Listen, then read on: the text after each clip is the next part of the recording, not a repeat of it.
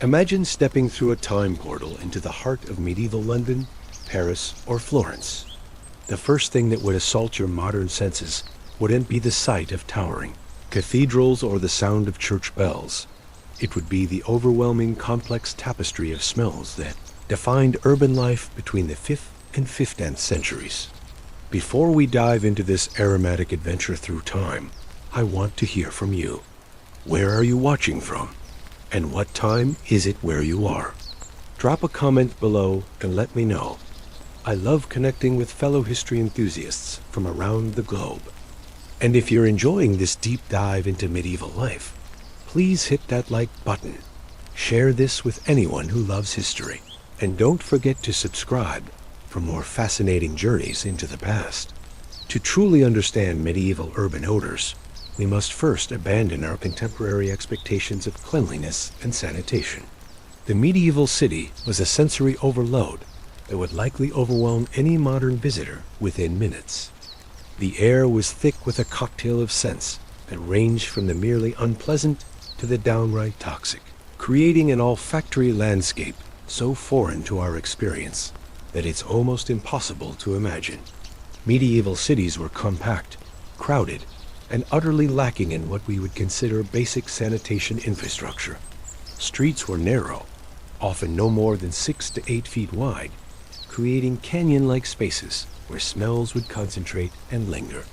Buildings rose several stories high, blocking air circulation and trapping odors at street level like a lid on a pot of simmering stew. The population density was staggering by modern standards. In London during the 14th century, approximately 100,000 people were crammed into just 1 square mile within the city walls. Paris housed nearly 200,000 souls in a similarly confined space. This meant that every human activity, eating, sleeping, working, and all bodily functions, occurred in extremely close quarters, creating a concentrated brew of human-generated odors. Perhaps the most pervasive and powerful smell in any medieval city came from human waste.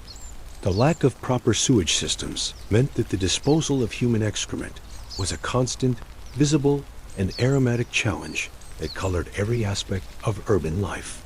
Most city dwellers relieved themselves in chamber pots, which were typically emptied out of windows into the streets below. The phrase "gardes l'eau," watch out for the water, supposedly originated from this practice, though the liquid being thrown was far from clean water. The contents of these chamber pots would splash onto the cobblestones, seep between the stones, and create a permanent layer of organic matter that would ferment and decay in the streets.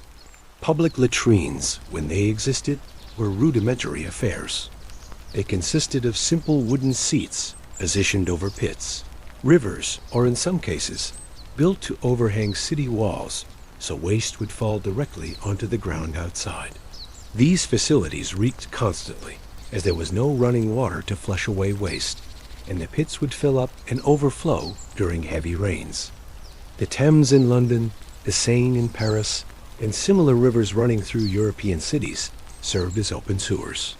Citizens would urinate and defecate directly into these waterways, or the waste from street gutters would eventually flow into them.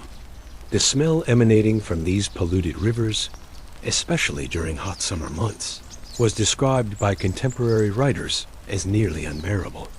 Private homes of the wealthy might have had garderobes, essentially toilet seats built into exterior walls with chutes that dropped waste into moats, rivers, or specially dug pits below. However, even these luxury facilities contributed to the overall miasma, as the waste would accumulate and rot, creating methane and hydrogen sulfide gases that would waft back up through the system. Medieval cities were not just human habitats. They were shared with an extraordinary variety of animals, each contributing their own distinctive fragrances to the urban bouquet. The line between city and countryside was blurred, with agricultural activities taking place within city walls out of necessity and convenience. Pigs were perhaps the most numerous urban animals. They served as living garbage disposals, roaming the streets freely and consuming organic waste that would otherwise rot and smell even worse. While they provided this sanitation service, they also defecated constantly in the streets, adding their own pungent contribution to the aromatic landscape. Pig urine has an extremely strong ammonia-like odor that can be detected from considerable distances. Horses were essential for transportation and heavy labor, and their presence was felt not just visually, but olfactorily.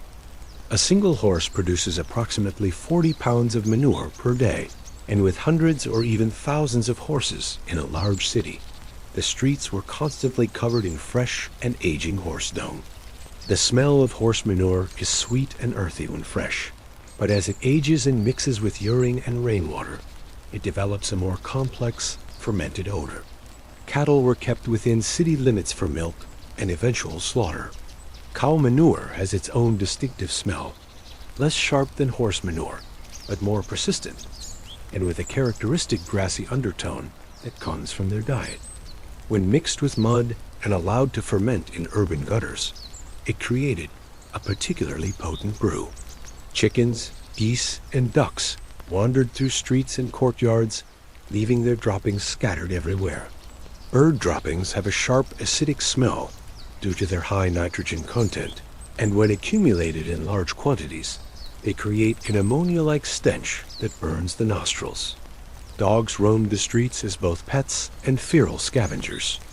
Medieval dogs were not regularly bathed and lived rough lives, contributing a constant undertone of wet dog smell mixed with the odors of whatever carrion or garbage they had been consuming. The processing of meat in medieval cities created some of the most intense and memorable odors of urban life. Butcher shops were typically concentrated in specific quarters or streets, creating zones where the smell of blood, death, and decay was particularly overwhelming. Animals were slaughtered in the open air, often right in the streets or in courtyards visible to passers-by. The smell of fresh blood has a metallic, iron-like odor that is immediately recognizable and can be detected even in small quantities. When large amounts of blood are spilled and allowed to coagulate and rot, the smell becomes much more complex and nauseating. The butchering process produced not just meat, but also vast quantities of waste: organs, bones, fat, hide, and other byproducts.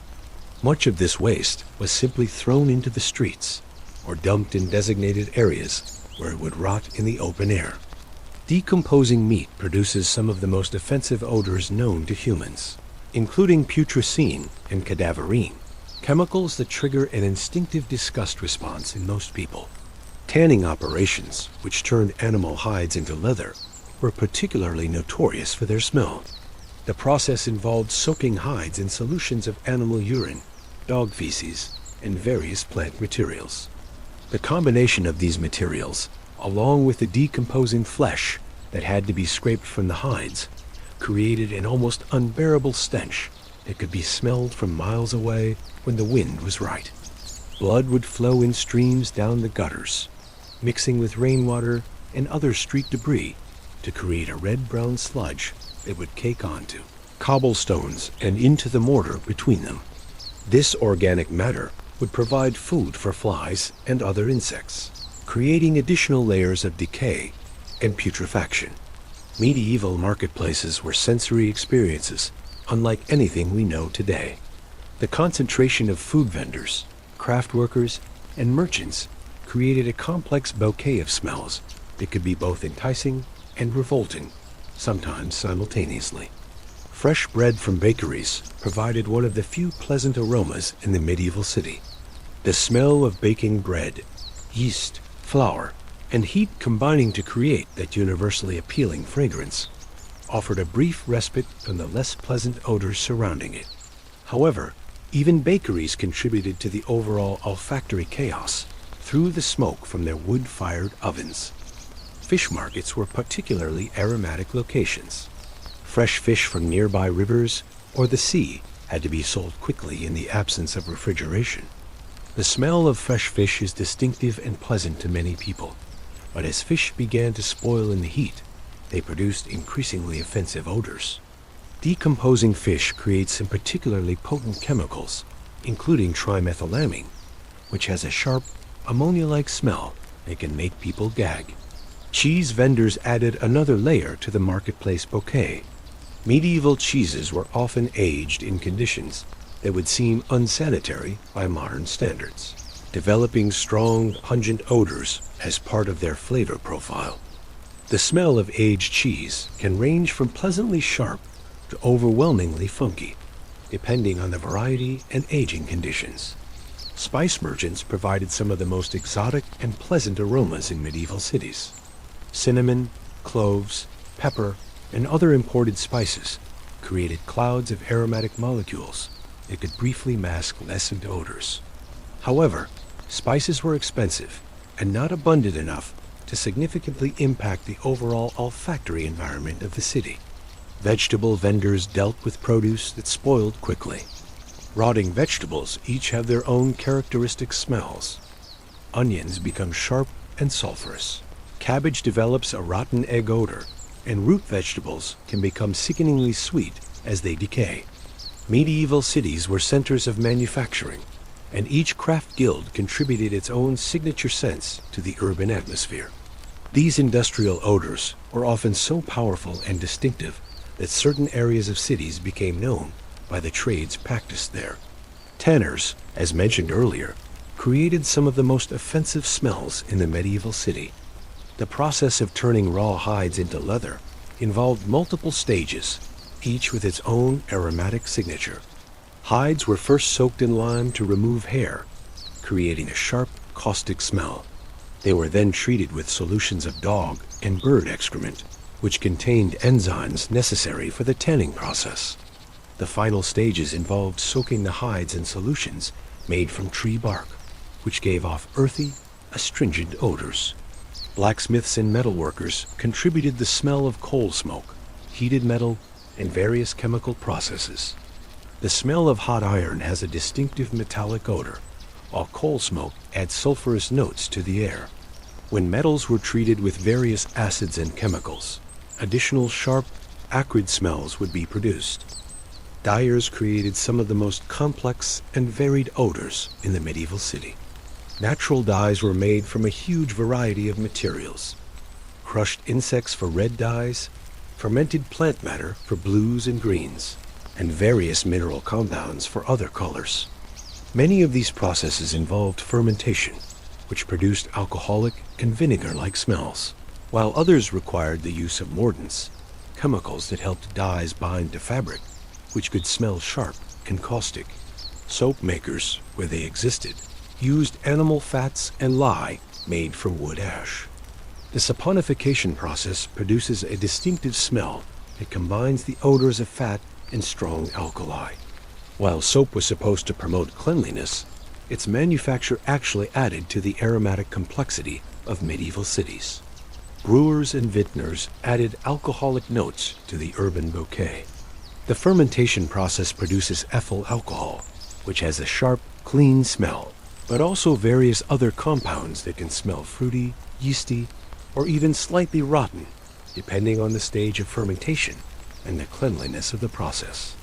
Every household in the medieval city contributed to the overall olfactory landscape through cooking and food preparation. The smells of medieval cuisine were quite different from what we might expect today, as the ingredients, cooking methods, and preservation techniques were all adapted to the realities of pre-industrial life. Wood and charcoal fires were used for all cooking, filling the air with smoke that carried the aromas of whatever was being prepared.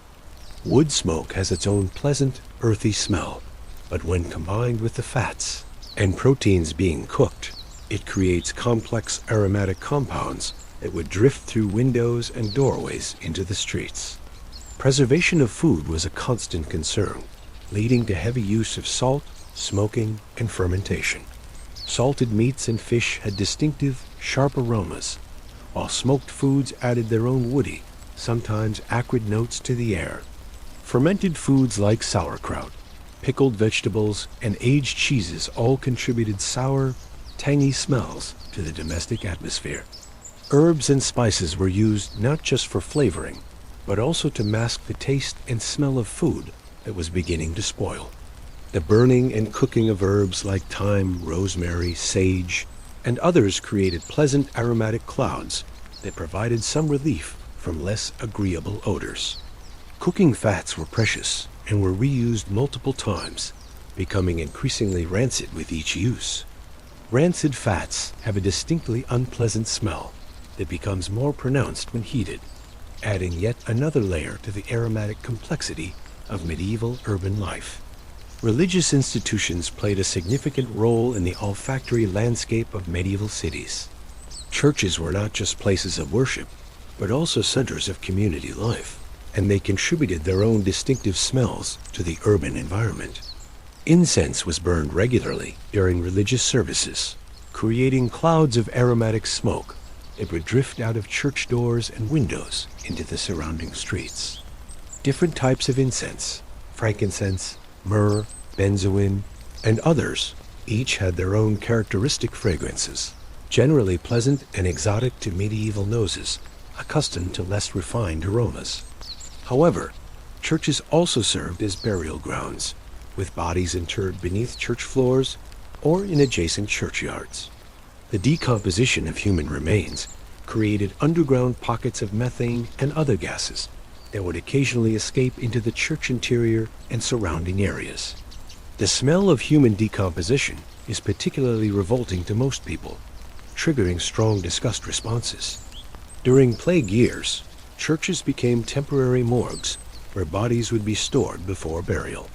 The accumulation of corpses in enclosed spaces created overwhelming odors of death and decay that would permeate the entire neighborhood around the church. Candles made from animal tallow, rendered fat, were burned constantly in churches. Tallow candles produce a distinctive smell when burning, somewhat like cooked meat mixed with wax. This smell, while not necessarily unpleasant, was quite different from the clean burning wax candles we're familiar with today. The smells of medieval cities varied dramatically with the seasons, as weather conditions affected how odors were produced, concentrated, and dispersed throughout the urban environment. Summer brought the most intense and overwhelming smells. Heat accelerated the decomposition of organic matter, making every source of odor more potent. The fermentation of waste materials in the streets proceeded more quickly, producing stronger and more complex chemical compounds.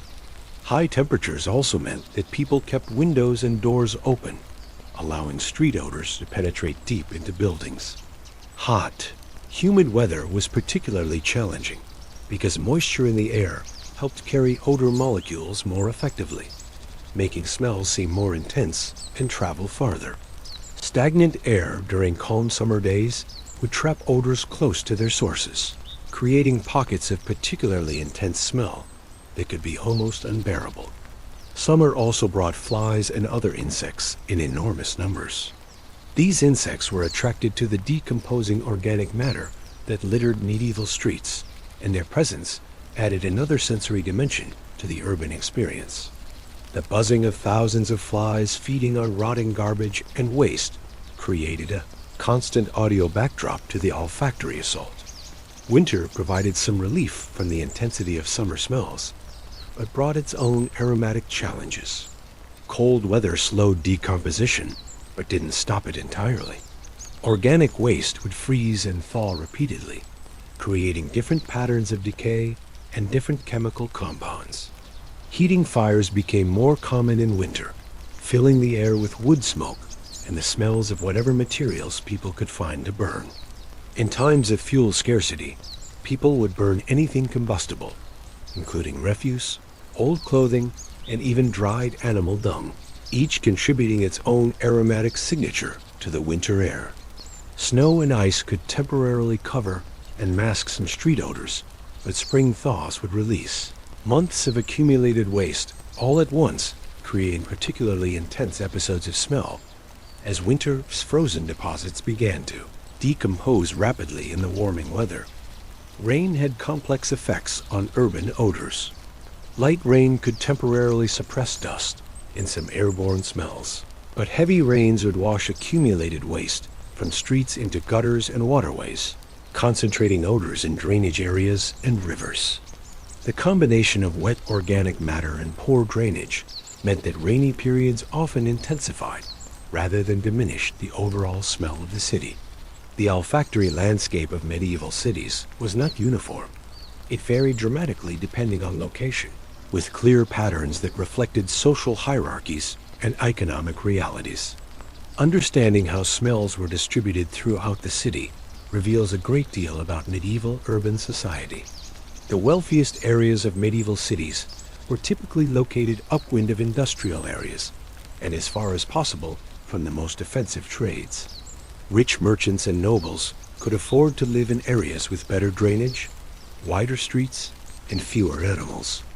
Their houses had private courtyards and gardens that provided some buffer against street odors, and they could afford to burn better quality fuel that produced less noxious smoke.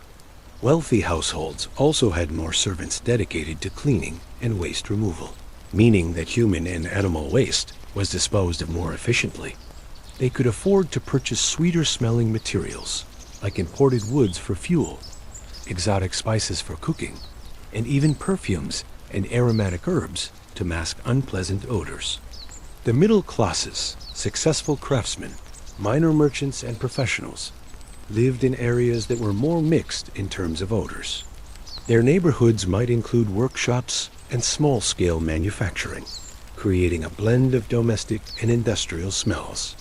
These areas were often located between the wealthy quarters and the poorest sections of the city.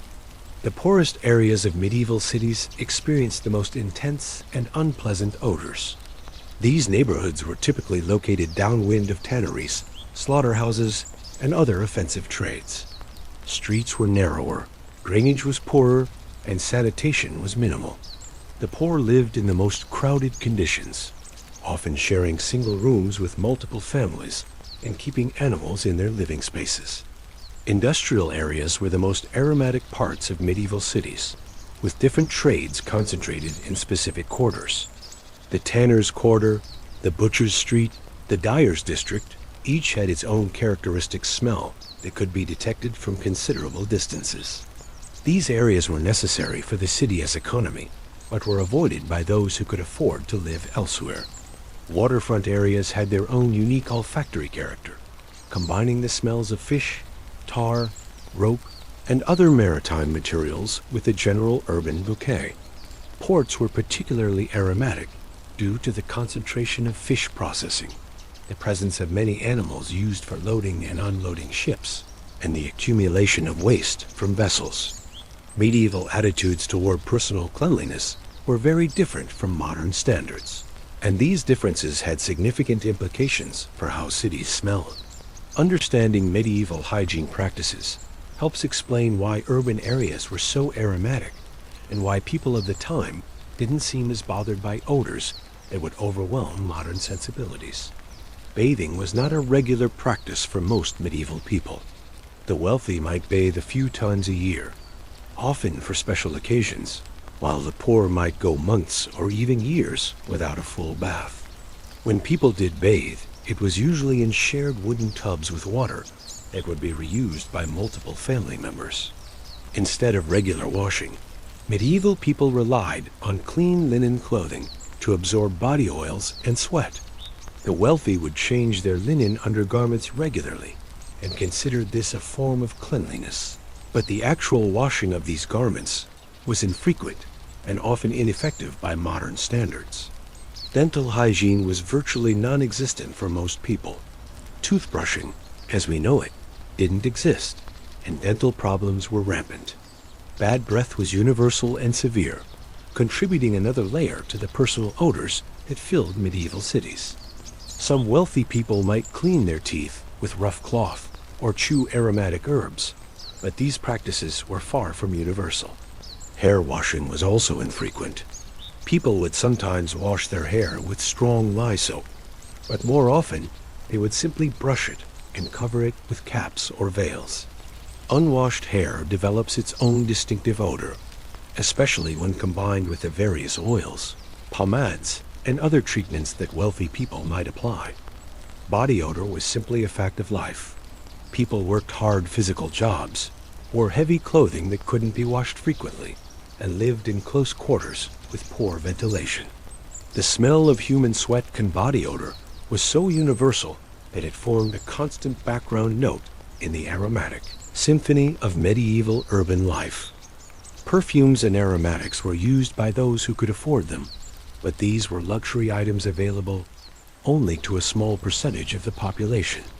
Even when used, medieval perfumes were quite different from modern fragrances, often based on heavy, musky animal secretions or strong floral essences that were meant to overpower rather than complement natural body odors.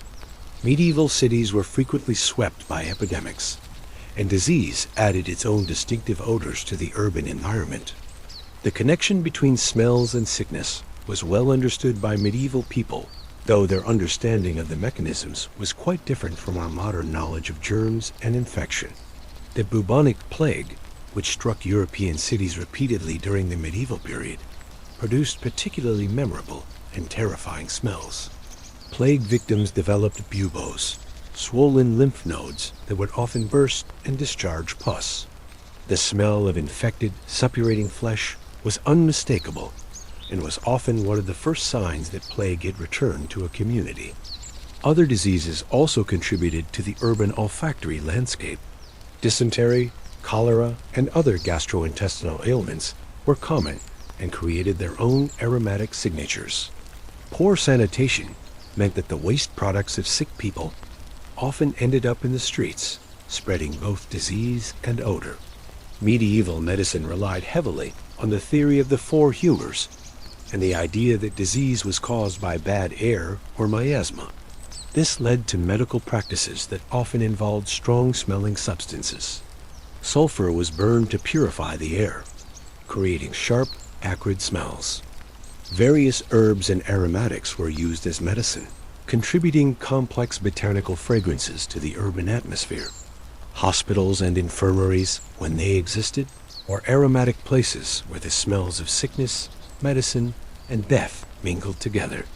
These institutions often had poor ventilation and sanitation, concentrating the odors of human suffering in ways that could be overwhelming, even to medieval noses accustomed to strong smells. During epidemic years, the smell of death became particularly prominent in medieval cities. Bodies would accumulate faster than they could be buried, and mass graves would be dug outside city walls. The decomposition of large numbers of corpses created odor plumes that could be detected for miles, serving as a grim reminder of mortality that hung over the entire urban area. Medieval urban dwellers were not passive victims of their aromatic environment. They developed various strategies and technologies for dealing with the overwhelming smells that surrounded them, though these methods were often limited by available resources and understanding of the underlying causes of odors. Herbs and spices were the primary tools for combating unpleasant smells. Wealthy people would carry small bags of aromatic herbs or pomanders, perforated balls filled with sweet-smelling substances that they could hold to their noses when confronted with particularly offensive odors. Common herbs used for this purpose included lavender, rosemary, thyme, and mint. Burning aromatics was another common strategy. Frankincense, myrrh, and other resins were burned in churches and wealthy homes to create pleasant-smelling smoke that would mask other odors. During plague years, people would burn sulfur, herbs, and other materials in the belief that the smoke would purify the air and prevent disease. Architectural strategies were also employed to minimize odor problems. Houses were built with overhanging upper floors that provided some protection from street-level smells. Windows were often kept small and could be shuttered to keep out unpleasant aromas. Courtyards and gardens provided spaces where fresher air might be found. Some cities attempted to regulate the most offensive trades through zoning laws. Tanners, butchers, and other aromatic professions might be required to operate in specific areas of the city, preferably downwind of residential areas. However, enforcement of these regulations was often lax, and economic necessities frequently overrode olfactory considerations. Street cleaning, such as it was, focused primarily on removing the most offensive waste rather than creating genuinely clean conditions. Some cities employed rakers, workers whose job was to remove the worst accumulations of garbage and waste from the streets. However, these efforts were sporadic and often insufficient to make significant improvements to the overall aromatic environment. Water management was another important factor in odor control. Cities with better drainage systems and cleaner water supplies generally smelled somewhat better than those without these amenities. However, even the best medieval sanitation systems were primitive by modern standards and provided only limited relief from urban odors. One of the most fascinating aspects of medieval urban smells is how differently people of the time reacted to odors that would be considered intolerable today. Understanding these cultural differences provides insight into how sensory experiences are shaped by social context and expectations. Medieval people had very different concepts of cleanliness and pollution than we do today. Many strong smells that we find offensive were simply accepted as normal parts of urban life. The smell of human and animal waste, decomposing organic matter, and various industrial processes were so common that they formed the expected background of city living. Religious attitudes also played a role in how smells were perceived. Some Christian teachings suggested that excessive attention to bodily comfort and cleanliness was vanity, or even sinful. Suffering through unpleasant smells could be seen as a form of penance or spiritual discipline. The association of certain pleasant scents with luxury and worldly pleasure made them suspect in some religious contexts. The medieval nose was also adapted to a very different olfactory environment than ours. People who are constantly exposed to strong odors develop a certain level of tolerance and may become less sensitive to smells than would overwhelm someone from a cleaner environment. Medieval people literally lived in a different sensory world than we do. Social expectations were also different. What we might consider basic hygiene was often seen as an unnecessary luxury. The time and resources required for frequent bathing, clean clothing, and waste removal were simply not available to most people. Accepting strong odors was a practical necessity rather than a choice. Economic factors were crucial in determining attitudes toward smell.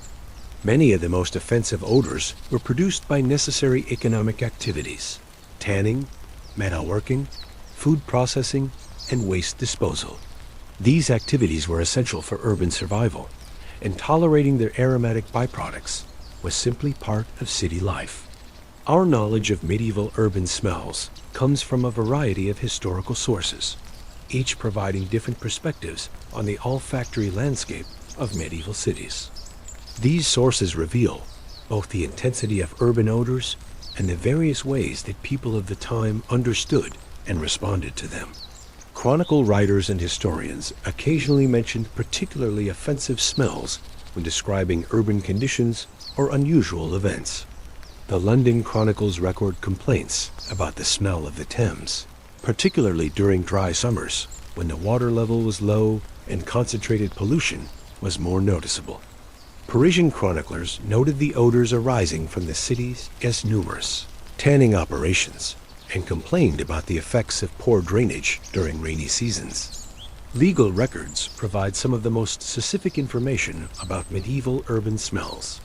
Court cases often involve disputes between neighbors about offensive odors, giving us detailed descriptions of particular smell problems. Tanners were frequently sued by their neighbors for creating unbearable stenches. Butchers were prosecuted for allowing blood and waste to accumulate in streets. These legal documents provide concrete evidence of how seriously some odor problems were taken by medieval urban authorities. Literary sources offer more subjective, but often more vivid descriptions of medieval urban smells. Poets and writers used olfactory imagery to convey the character of city life, often contrasting the pure air of the countryside with the corrupted atmosphere of urban areas. These literary descriptions, while not always literally accurate, reveal how educated people of the time perceived and categorized different urban odors. Travel accounts by foreign visitors to medieval cities often mention smells because travelers were more sensitive to local conditions than residents who had become accustomed to them. These accounts provide valuable outside perspectives on what medieval cities smelled like to people coming from different olfactory environments. Religious writings sometimes used smell metaphorically to discuss moral and spiritual conditions, but they also provide literal descriptions of urban conditions. Sermons and moral treatises often contrasted the foul odors of earthly cities with the sweet fragrances of heaven, giving us insight into both actual smell conditions and cultural attitudes toward them. Medical treatises discussed the relationship between smells and health, providing information about how medieval people understood the connection between odors and disease. These texts describe specific smells associated with various ailments and discuss methods for purifying corrupted air. The recurring outbreaks of bubonic plague that struck European cities during the medieval period created some of the most intense and terrifying olfactory experiences in urban history. The plague years offer a particularly vivid example of how disease, death, and smell intersected in medieval urban life. During plague outbreaks, the normal bad smells of medieval cities were overwhelmed by the stench of death and disease. Bodies accumulated faster than they could be buried, and mass graves became common features of the urban landscape. The smell of decomposing human flesh is one of the most offensive odors imaginable, and when multiplied by hundreds or thousands of victims, it created an almost unbearable atmospheric condition. The plague itself produced distinctive smells that terrified medieval people. Plague victims developed buboes, swollen lymph nodes that would often burst and discharge foul-smelling pus. The breath of plague victims was described as having a particularly offensive odor, and the sweat of the sick was said to smell like rotting fruit or meat. Houses where plague victims had died were often abandoned temporarily, allowing the smells of death and decay to concentrate. When these houses were eventually reopened, the stench could be overwhelming. Some houses were burned rather than cleaned, partly because of the belief that fire would purify the corrupted air.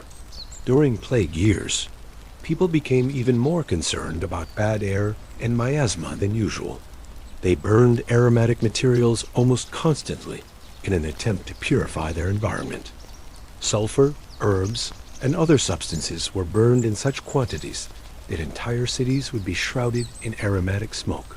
However, these efforts often made the air quality worse rather than better, adding smoke pollution to the existing problems. The psychological effects of living with the constant smell of death and disease were profound. Contemporary accounts describe people becoming nauseated, not just by the physical effects of bad smells, but by the emotional associations with mortality and suffering. The smell of plague became a trigger for panic and despair that could spread through populations almost as quickly as the disease itself. To fully understand the intensity of medieval urban smells, it's important to compare city odors with the olfactory environment of rural areas during the same period. This comparison reveals how urbanization concentrated and intensified natural odors, while also creating entirely new categories of smell. Rural areas in medieval Europe certainly had their own distinctive odors, but these were generally more dispersed and less intense than urban smells. Farmyard odors, animal manure, hay, grain, and other agricultural smells were present but diluted by open spaces and better air circulation. The smell of a single farm with a few animals was quite different from the concentrated animal odors of a city where hundreds of pigs, horses, and other creatures lived in close quarters. Country dwellers also dealt with human waste, but rural population density was much lower, and waste could be dispersed over larger areas. Rural people often had access to more water for cleaning and waste disposal, and their waste disposal methods were generally more sanitary than urban practices. The industrial odors that characterized medieval cities were largely absent from rural areas. Tanning, metalworking, dyeing, and other aromatic trades were primarily urban activities. Rural areas had their own industrial smells, the smoke from charcoal making, the odors of brewing and baking, but these were scattered across the landscape rather than concentrated in dense urban quarters. Rural air quality was generally much better than urban air quality. Country dwellers breathed air that was diluted by vast open spaces and refreshed by vegetation. Urban air was trapped between buildings, mixed with smoke from countless fires, and loaded with the gaseous byproducts of human and animal waste. However, rural areas were not all factory paradises. During certain seasons and activities, country smells could be quite intense. Harvest time brought the smells of fermenting grain and fruit. Slaughter seasons filled the air with the odors of blood and meat processing. Spring plowing released the accumulated odors of winter manure applications. The key difference was that rural smells were generally temporary and seasonal, while urban smells were constant and cumulative. A farmer might endure intense odors during specific activities, but city dwellers lived with multiple layers of offensive smells all year round. Medieval European cities varied considerably in their olfactory characteristics, depending on their geographic location, climate, economic base, and available resources.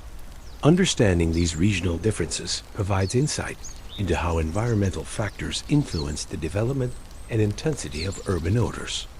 Mediterranean cities like Venice, Genoa, and Barcelona had distinctive smell profiles shaped by their maritime economies and warm climates.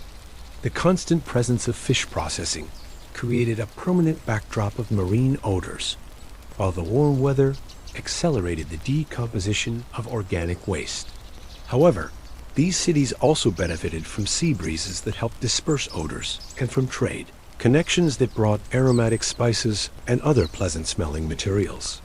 Northern European cities like London, Hamburg, and Stockholm faced different challenges. Colder climates meant that waste decomposition was slower in winter, but spring thaws could release months of accumulated organic matter all at once. These cities often relied more heavily on wood for fuel, creating distinctive smoke odors, and their economies were often based on different industries that produced different aromatic signatures. River cities like Paris, Cologne, and Prague had their own characteristic smell patterns. Rivers served as both transportation routes and waste disposal systems, creating linear corridors of particular intense odors. Cities located on major rivers often developed distinctive waterfront quarters where the smells of shipping, fish processing, and riverborne waste combined in unique ways. Mountain cities faced unique challenges related to air circulation and waste disposal. Cities like Florence, nestled in river valleys, could experience temperature inversions that trapped odors close to the ground. Mountain cities often had better access to clean water for waste disposal, but might struggle with drainage and sanitation on steep terrain. Climate played a crucial role in determining how odors developed and dispersed in different cities. Hot, humid climates accelerated decomposition and intensified most organic odors, while also creating conditions where smells would linger in still air. Dry climates might preserve some organic matter longer, but also concentrated odors through evaporation. The availability of water was perhaps the most important factor in determining urban smell intensity.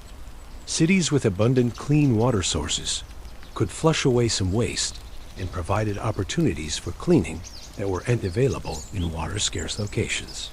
Cities built on rivers had natural sewage disposal systems, though this often just moved the problem downstream.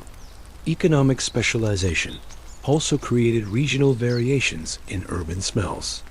Wool processing cities like those in medieval England had distinctive odors related to sheep, lanolin, and wool preparation. Wine-producing regions created cities with permanent undertones of fermentation. Mining towns had their own aromatic signatures based on the processing of metals and minerals. The intense smells of medieval cities weren't just sensory inconveniences.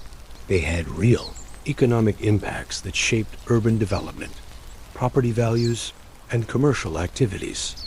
Understanding these economic dimensions reveals how deeply odor was embedded in the fabric of medieval urban life. Property values in medieval cities were strongly influenced by proximity to offensive trades. Houses located near tanneries, slaughterhouses, or other aromatic businesses were significantly less valuable than similar properties in more pleasant-smelling areas. This created a clear geography of wealth and poverty that was partially organized around olfactory considerations. Wealthy merchants and nobles paid premium prices for properties that were upwind of industrial areas or situated in locations with better air circulation. Corner houses on wide streets commanded higher prices, partly because they were less likely to be trapped in pockets of stagnant, smelly air. Properties with private courtyards or gardens were particularly valuable because they provided some refuge from street odors. The rental market also reflected olfactory considerations. Landlords charged higher rents for properties in better-smelling areas, while tenants in aromatic neighborhoods paid less but had to endure worse living conditions. This created a system where the poor were forced to live with the most intense urban odors, while the wealthy could purchase some degree of olfactory relief. Commercial activities were also affected by urban smells. Food vendors had to compete with the background odors of the city, leading them to use stronger spices and more aromatic cooking methods to attract customers. Bakeries and other businesses producing pleasant smells could use their aromatic output as a form of advertising, drawing customers from considerable distances. The location of markets and commercial districts was influenced by smell considerations. Food markets were often located in areas with better air circulation to help preserve perishable goods and make the shopping experience more tolerable for customers. Luxury goods merchants avoided locations near offensive trades, as the association with bad smells could damage their reputation and reduce sales. Guild regulations sometimes included provisions related to odor management, recognizing that excessive smells could harm the economic interests of entire neighborhoods. Some cities required particularly offensive trades to operate only in designated areas or during specific times of day to minimize their impact on other economic activities. Tourism, such as it existed in medieval times, was also affected by urban odors. Cities that managed their smell problems better were more attractive to visitors, including merchants, pilgrims, and other travelers who brought economic benefits. Particularly offensive cities might develop negative reputations that could harm their commercial prospects. The olfactory landscape of medieval cities underwent significant changes between day and night, creating different aromatic experiences that reflected the rhythms of urban life. Understanding these daily cycles provides insight into how medieval people experienced their cities across different times and activities. Nightfall brought both relief from some daytime odors and the emergence of new aromatic challenges. Many of the most offensive trades, butchering, canning, metalworking, were primarily daytime activities, so their immediate odors were reduced after dark. However, the waste products from these activities continued to smell throughout the night and were often more noticeable when other activity quieted down. The practice of emptying chamber pots from windows was often concentrated in the early morning hours, creating intense episodes of odor as the accumulated waste of the night was disposed of. The phrase, "the gong farmer's hour," referred to the time when night soil men would come to empty privies and collect waste, usually in the pre-dawn darkness when their aromatic work would disturb fewer people. Cooking odors changed character at night as people prepared evening meals and engaged in food preservation, activities that were often done after the heat of the day had passed. The smell of rendering fat, smoking meat, and other preservation activities created different aromatic patterns than daytime cooking. Heating fires became more important after dark, especially in colder seasons.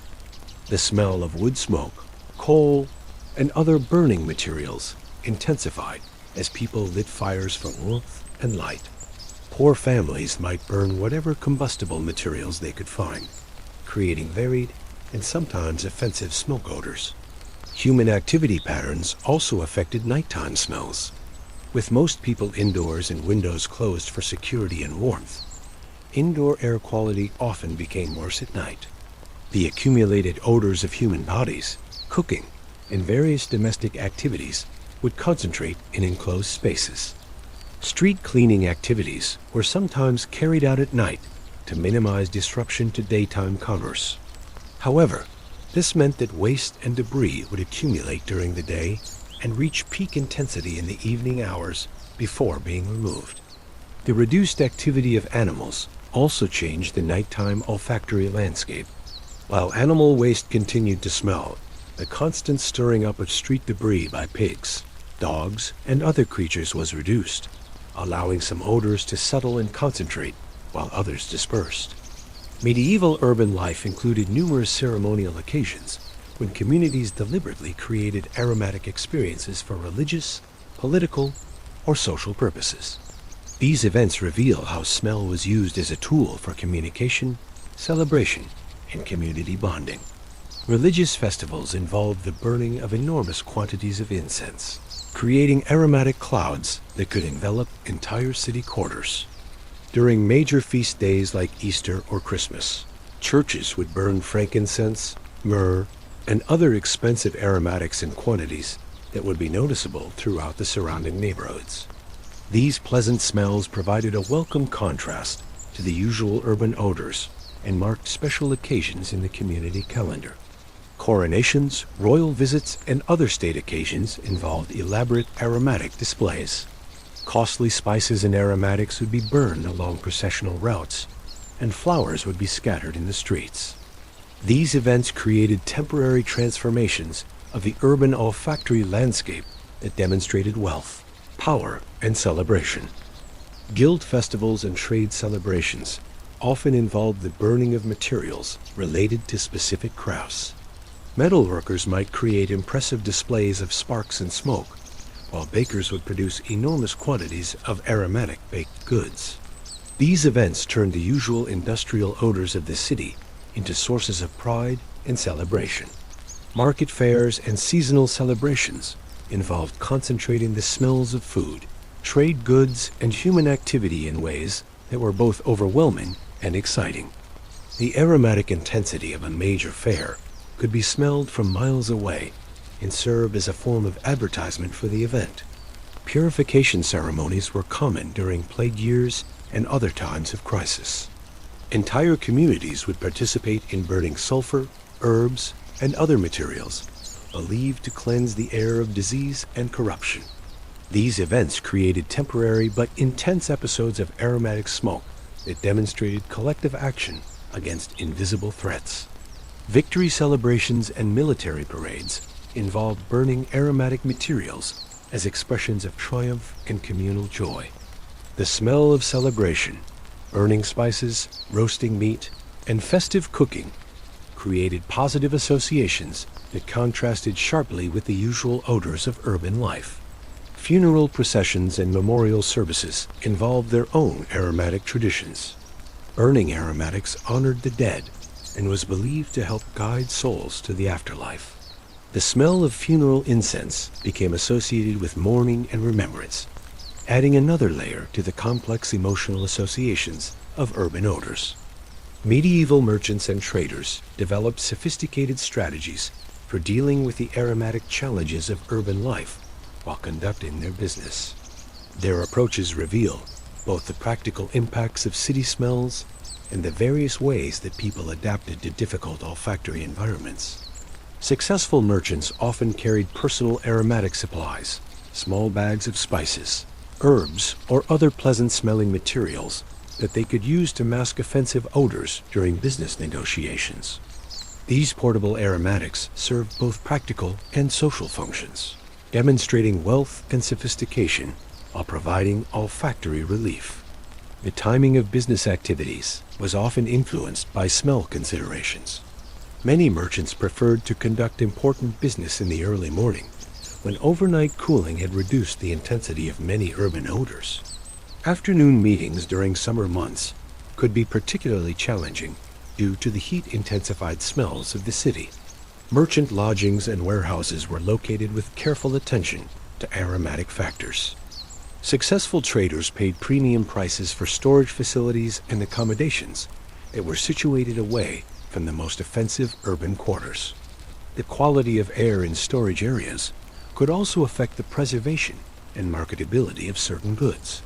International merchants brought aromatic goods from distant lands, creating temporary zones of exotic smells around their businesses.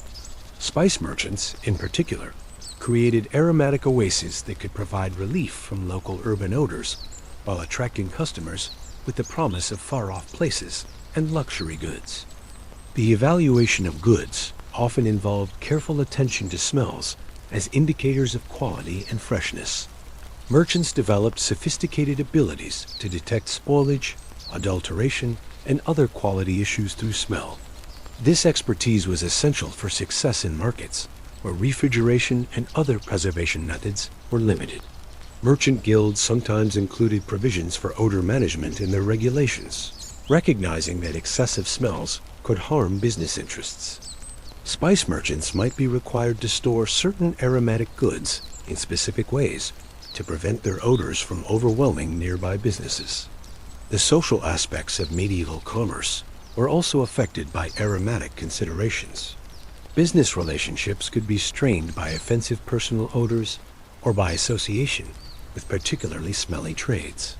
Successful merchants had to navigate these social dynamics while maintaining their commercial interests. Medieval women experienced urban odors differently than men due to their different roles, responsibilities, and social positions. Understanding these gendered perspectives provides insight into how smell intersected with social hierarchies and domestic life. Women were primarily responsible for household management, which meant they dealt most directly with many sources of domestic odors. They managed cooking fires, food preparation, waste disposal, and cleaning activities that brought them into close contact with various aromatic challenges. This gave women intimate knowledge of how different smells were produced and how they might be managed or minimized. Laundry was primarily women's work, and this involved regular exposure to the smells of dirty clothing, lye soap, and the various substances used in textile cleaning. Medieval laundry methods were labor-intensive and often ineffective by modern standards, meaning that women constantly dealt with clothing that retained body odors, food smells, and other aromatic evidence of daily life. Women's clothing was often more elaborate and restrictive than men's, making personal hygiene more challenging and potentially trapping body odors more effectively. The layers of fabric worn by wealthy women could absorb and concentrate smells, while the difficulty of cleaning elaborate garments meant that these odors might persist for extended periods. Pregnancy and childbirth created additional olfactory challenges for medieval women. Morning sickness could make women more sensitive to odors that they might normally tolerate, while the lack of effective medical care meant that childbirth and recovery often involved exposure to the smells of blood, infection, and other bodily processes. Women's work in food preparation and preservation brought them into contact with a wide range of aromatic materials, herbs, spices, fermented foods, and the various smells of cooking and food storage. This gave women expertise in managing food odors and using aromatic materials for both culinary and medicinal purposes. The social restrictions on women's movement meant that they often spent more time in enclosed domestic spaces where odors could concentrate. While men might escape to workplaces, taverns, or other locations, women were more likely to be confined to aromatic domestic environments for extended periods. Women's bodies were subject to additional taboos and restrictions related to smell. Menstruation was considered polluting in medieval Christian culture, and women were often excluded from certain activities or spaces during their monthly cycles. These attitudes created additional layers of shame and restriction around women's natural body odors. Medieval children experienced urban odors from birth and developed in an olfactory environment that would be shocking to modern sensibilities. Understanding childhood experiences of smell reveals how sensory tolerance was developed and how urban odors affected human development. Infants and young children were particularly vulnerable to the health effects of urban air pollution and odors. Medieval understanding of child health was limited, and many children suffered from respiratory problems that may have been exacerbated by the poor air quality of cities. However, those who survived developed significant tolerance for odors that would overwhelm modern children. Children's play activities brought them into intimate contact with the sources of urban odors. They played in streets where animal waste, garbage, and other aromatic materials accumulated. This early exposure helped them develop the sensory tolerance necessary for adult urban life, but it also exposed them to health risks that modern children would be protected from. Child labor was common in medieval cities, and working children often found themselves in particularly aromatic environments. Children worked in tanneries, helped with butchering, assisted in various crafts, and performed other tasks that brought them into direct contact with offensive smells. This work experience was considered normal preparation for adult life.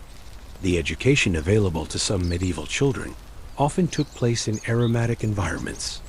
Schools were typically held in church buildings, where incense was regularly burned, or in other buildings where various odors were present. Children learned to concentrate and study, despite olfactory distractions that would be considered intolerable in modern educational settings. Children's smaller size meant that they were often closer to street-level odors than adults. They breathed air that was more directly affected by waste, animal droppings, and other sources of smell that accumulated at ground level. This positioning made their olfactory experience particularly intense.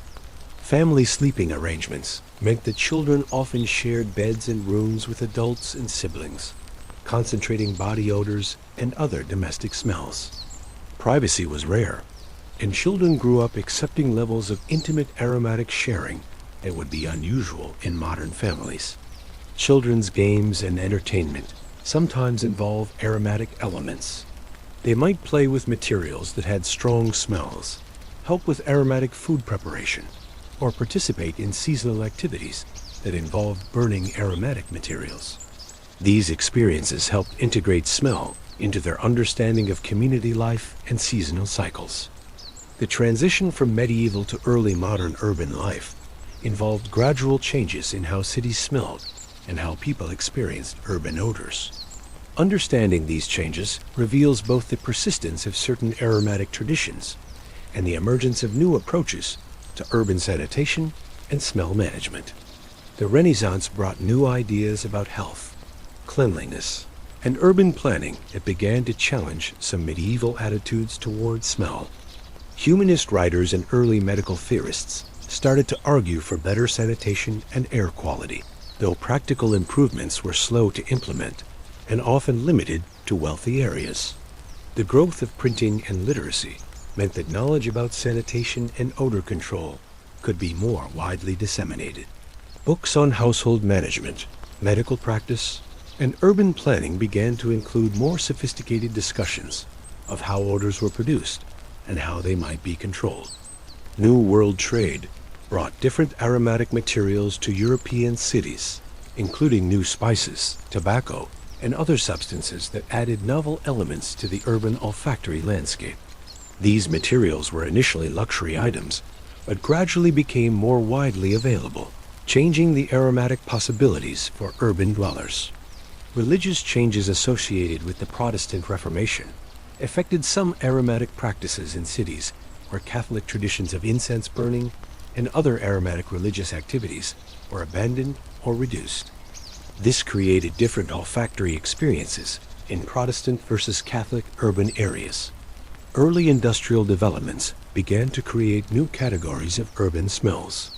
The expansion of mining, early manufacturing, and new chemical processes added novel aromatic elements to city air.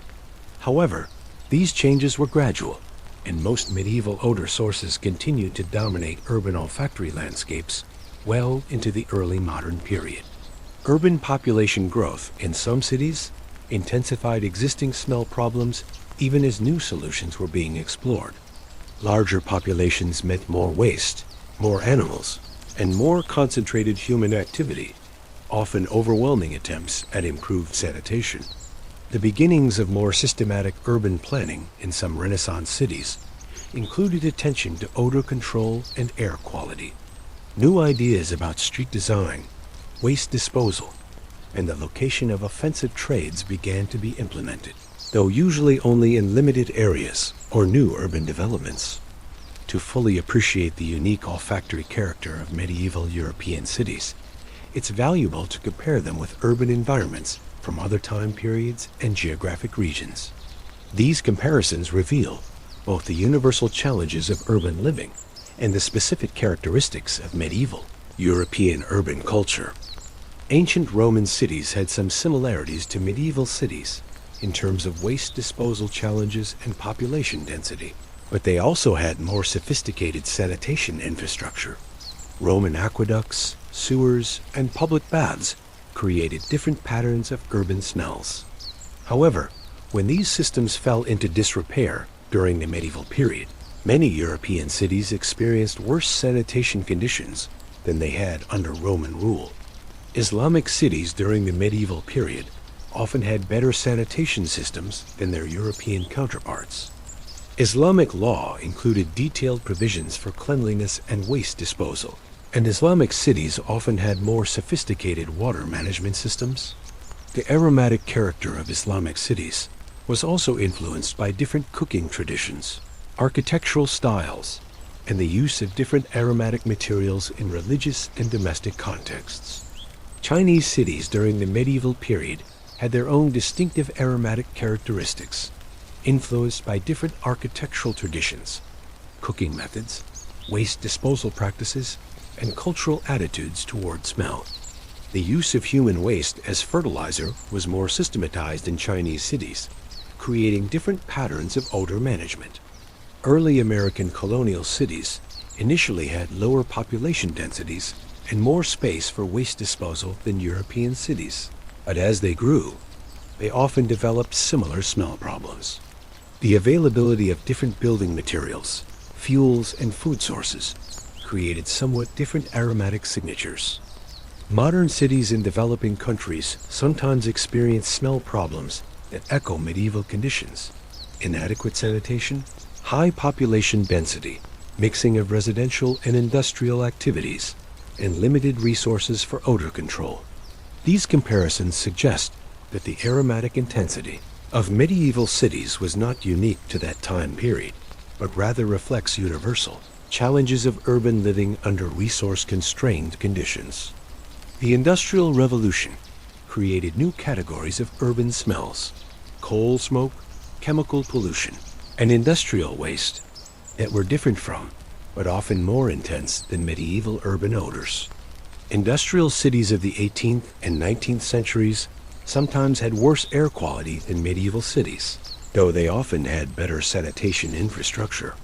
Modern scientific understanding of odor chemistry helps explain why medieval cities smelled so intensely and why certain combinations of activities created particularly offensive aromatic conditions. This scientific perspective reveals the underlying mechanisms that produce the olfactory experiences described in historical sources. The decomposition of organic matter produces a complex mixture of chemical compounds, many of which have extremely low odor thresholds, meaning they can be detected even in tiny concentrations. Putrescine and cadaverine, produced by decomposing protein, are among the most offensive smells to human noses, and were constantly present in medieval cities due to poor waste disposal practices. Anaerobic decomposition, which occurs when organic matter decomposes without oxygen, produces particularly offensive compounds including hydrogen sulfide, rotten egg smell, and various sulfur-containing organic molecules. The poor drainage in medieval cities created many anaerobic environments where these processes could occur. The fermentation of organic matter produces alcohols, organic acids, and other compounds that contribute to complex aromatic mixtures. Medieval cities had countless locations where fermentation was occurring: in garbage piles, waste deposits, brewing operations, and food storage areas. Ammonia and related nitrogen compounds were produced by the decomposition of human and animal urine. These compounds are not only offensive to most people, but also have physiological effects, causing irritation to eyes and respiratory systems. The concentration of these compounds in medieval urban air would have been high enough to cause physical discomfort.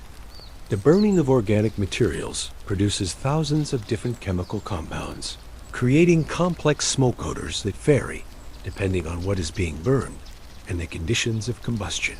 Medieval cities had countless fires burning simultaneously, each contributing different aromatic molecules to the urban atmosphere. Bacterial activity is essential for many decomposition processes, and different bacteria produce different aromatic compounds. The warm, moist conditions in medieval cities promoted bacterial growth, creating ideal conditions for the production of offensive odors. The physics of odor dispersion explains why medieval urban smells were so concentrated and persistent. The narrow streets and tall buildings created urban canyons where air circulation was limited, allowing aromatic molecules to accumulate to much higher concentrations than they would reach in open environments. The aromatic landscape of medieval cities represents one of the most extreme olfactory environments in human history. The combination of high population density, primitive sanitation, numerous animals, industrial activities, and limited understanding of hygiene created urban atmospheres that were almost unimaginably intense by modern standards. Yet medieval people not only survived in these aromatic environments, but built thriving communities, created great art and architecture, and laid the foundations for modern European civilization. Their adaptation to extreme olfactory conditions reveals the remarkable flexibility of human sensory experience and the known ways that cultural context shapes our perception of what is tolerable or normal. The smells of medieval cities were not just background conditions, but active participants in urban life. They affected property values, influenced social relationships, shaped economic activities, and created shared experiences that bound communities together. The olfactory environment was as much a part of medieval urban identity as the visual landmarks or cultural traditions that we more commonly associate with historical places. Understanding medieval urban smells also provides perspective on modern urban challenges. While our cities face different aromatic issues, automobile exhaust, industrial pollution, and modern waste disposal problems, the fundamental challenges of managing odors in high-density human settlements remain relevant. The medieval experience reminds us that what we consider normal or acceptable in terms of urban air quality is historically contingent and culturally determined.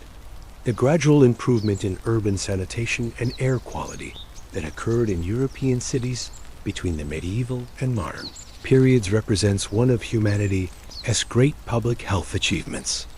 The transformation from the intensely aromatic medieval city to the relatively odor-controlled modern city required centuries of technological development, institutional change, and cultural evolution. Perhaps most importantly, the story of medieval urban smells reminds us of the full sensory richness of historical experience. Too often, our understanding of the past focuses on visual evidence, paintings, architecture, written descriptions of what people saw. But humans experience the world through all their senses, and smell is one of our most immediate and emotionally powerful sensory modalities. The medieval city dweller stepping into the morning air didn't just see the sunrise illuminating cathedral spires, or hear the mating church bells calling to prayer. They breathed in a complex aromatic symphony that immediately told them about their community's activities, health, prosperity, and challenges. They could smell the baker's bread, the blacksmith's fire, the tanner's vats, and the previous night's accumulated waste, all in a single breath. This olfactory dimension of historical experience connects us to the past in ways that purely intellectual understanding cannot.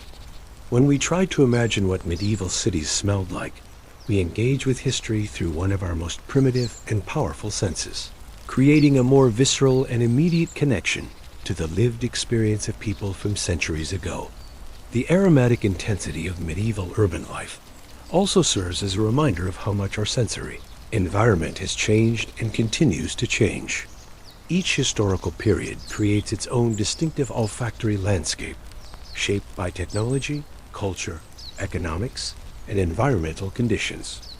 Our modern cities have their own aromatic signatures that future historians might find as remarkable as we find medieval urban smells.